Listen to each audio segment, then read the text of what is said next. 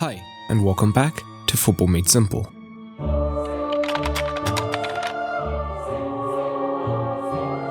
For much of the 1920 season, Inter Milan looked set to challenge Juventus for the Scudetto. And although their title challenge waned in the last few weeks, they still finished second, just a point off champions Juventus, which is their highest finish in almost a decade. This was facilitated by impressive campaigns from the likes of Lukaku and Brozovic, but the tactical mastermind behind the success was Antonio Conte. But what tactics did he use to make them so successful? Let's take a look. And if you want to keep up with Inter or any team of your choosing this season and be the first to get news, stats and more, check out the OneFootball app, which is completely free through the sponsored link in the description below. Conte has long been a proponent of the back three formation, and the 1920 season was no different. His two primary formations were the 3-1-4-2 and the 3-4-1-2 with the following personnel, although there was a fair amount of rotation, particularly in the wing-back areas, with the likes of Young, Moses, Asamoah, Candreva, D'Ambrosio and more contributing. And up front, on occasion, we saw Sanchez come in for Martinez as well. And when beginning the play from deep, Inter Milan are fairly flexible. Depending on the opponent's shape, if they push high up for the press, the wing-backs could be the free options, and Handanovic is comfortable seeking them out with a chipped ball.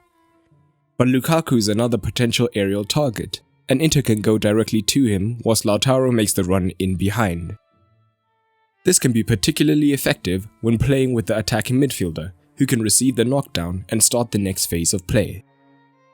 But Inter prefer to build up short, with only Napoli having a higher OPPDA, which is basically how many passes they make before losing the ball on average. The build-up shape is key to this, as the centre-backs push wider, but the wing-backs remain as passing options. And Brozovic is the team's linchpin and remains deeper than the other midfielder as the option.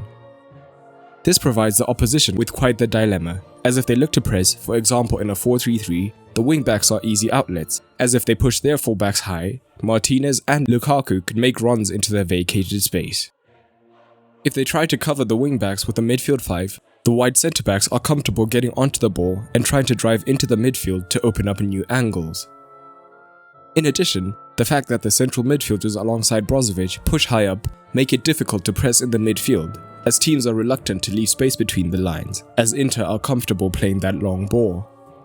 So, Inter try to get the ball into Brozovic as much as possible, and he's their number one pass target as he gets into good spaces to receive the ball, as shown by having many more touches than his fellow central midfielders. Inter's attacks high up the pitch are fairly well balanced between the flanks and the centre of the pitch. When attacking through the centre, Conte tries to ensure quick verticality and attacking intensity by encouraging his players to attempt riskier line-breaking passes. And their two forwards are key to this, positioning themselves in open passing lanes. And when the pass does come through, one of the forwards will drop deeper to try and receive the ball, whilst the other makes runs to try and push the defence deeper. Whilst the advanced midfielders ahead of Brozovic often look to receive the ball and push higher up to try and create opportunities. And the relationship between Lukaku and Lautaro is key, as they link up perfectly, often making opposing movements to get into good positions, especially higher up the pitch, for the advanced midfielders to find. But the flanks are just as crucial. And as they get high up the pitch, their shape shifts into a 3-3-4, with the wide central midfielders being more conservative. Inter will then look to overload one side of the pitch, with a forward and often central midfielder moving wide to join the wing-back. If not properly dealt with, they can combine to create a crossing opportunity. But when the opposition shift across, Inter thrive in looking to switch the ball to the far side wing-back in acres of space, who can then receive the ball and look for the cross. In fact, Inter averages the third most switches per game and the second most crosses per game. Defensively speaking, Inter are outstanding, conceding the fewest goals in Serie A. And from high up the pitch, they aren't particularly aggressive in the press, only being the 6th highest in the passes per defensive action stake. But when they're positioned high up, the goal is to prevent central play as much as possible, with the two forwards remaining central and try to cut off passes into the pivot. Naturally, the fullbacks will be their option to play out, but with the ball travelling, the Inter wingbacks spring forward, applying pressure and trying to force the turnover in these regions. And when playing deep, they shift to a deep 5-3-2, staying compact and knowing that their centre-backs can deal with crosses from wide.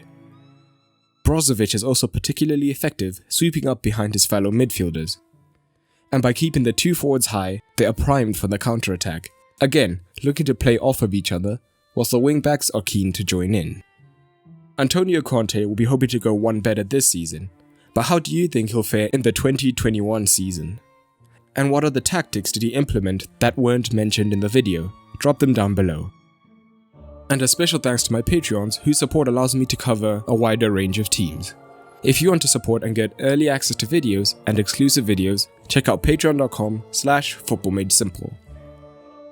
And a big shout out to Chiron, Benny, Jordan Rodriguez, Pedro, Tommy, Neil Gann, Daniel Musser, Kendrick Lee, and Brandon Weber. But that's all for today, and remember, keep it simple.